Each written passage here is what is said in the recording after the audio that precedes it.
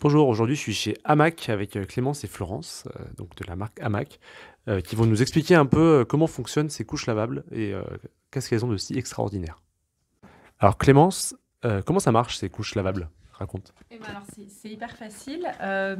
Donc en fait, il y a une petite culotte dans laquelle est cousue une poche étanche, dans laquelle vient se placer un petit absorbant. Donc la poche elle est étanche de chez étanche, hein, je confirme. Elle est J'ai étanche. mis de l'eau dedans, 1 litre d'eau, et ça coule pas. Exactement, au niveau de l'entrejambe du bébé en fait, c'est D'accord. complètement étanche, tout reste à l'intérieur.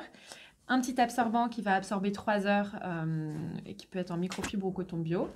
Et ensuite, un petit voile qu'on vient mettre par-dessus et qu'on va jeter à la fin et qui permet de se débarrasser du plus gros et de passer tout le reste à la machine. Et du coup, il suffit d'avoir à peu près 5-6 petites culottes et une quinzaine d'absorbants pour pouvoir tourner au quotidien. D'accord. Alors moi je confirme ce que j'utilise pour le petit et ça absorbe vraiment super bien. J'ai même moins de fuite qu'avec des couches écologiques classiques. Et donc Florence, tu vas nous expliquer comment tu as eu cette idée et en quoi c'est le produit zéro déchet ultime. Enfin, ça, c'est ce que je dis, mais vraiment je le pense. Ah oui.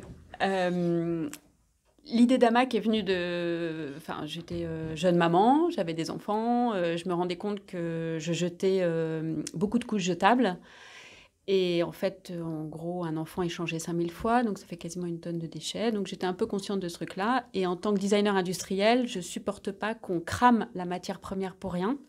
Donc j'avais envie de faire j'avais envie de revoir le principe de la couche lavable pour me dire, mais pourquoi on ne peut pas simplement utiliser ce produit plutôt que de le mettre quelques heures aux fesses de nos bébés et le jeter après. Donc, toujours dans cette idée de ne pas cramer de la matière première pour rien finalement, pour un usage de quelques heures. Donc voilà, il y avait des couches lavables qui existaient, je ne trouvais pas hyper bien, je me suis dit, ouais, allez, je peux peut-être faire quelque chose dans ce domaine-là, et voilà, c'est parti comme ça. Et du coup, ça c'était en quelle année? Ça, c'est en 2007. D'accord.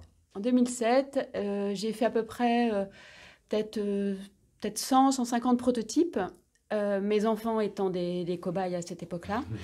Et d'ailleurs, je crois qu'ils n'ont jamais mis la couche finale, la vraie couche Hamac finale, parce qu'ils ont été propres avant. Ouais.